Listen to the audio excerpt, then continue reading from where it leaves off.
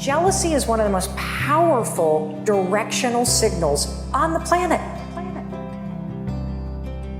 Because you're only jealous of people that are doing things or have things that you actually want. It's impossible to be fake jealous.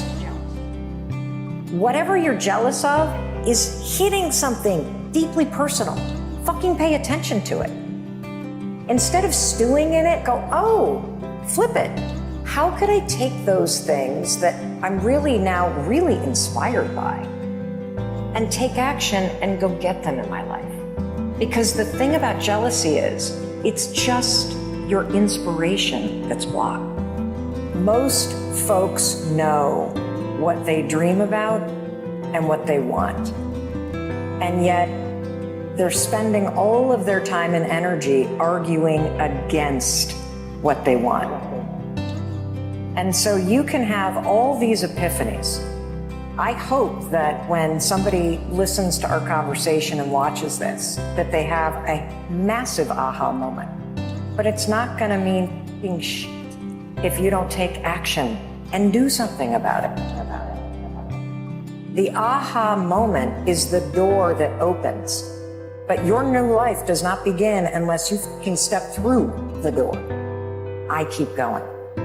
I am saying I believe in myself. Tearing yourself down over the shit that you've done, it's not gonna empower you to change the patterns that are keeping you stuck. People will cheer for you and me, they won't cheer for themselves. I'm the same way. The point of the story is it's so easy to see what somebody else should do. It's so easy to cheer for somebody else. We all do that, right? We cheer for our favorite sports teams. We follow our favorite influencers and authors. We plan birthday parties for our friends. We take on extra work from our colleagues. We support everyone around us. We do not know how to do it for ourselves. The most motivating force in the world, on the planet, based on research, hands down, is empowerment, encouragement, support, and celebration. And for our entire lives, we have outsourced that to somebody else. And that moment in the mirror every morning could be a profound moment where you lift yourself up and you check back in with your intention.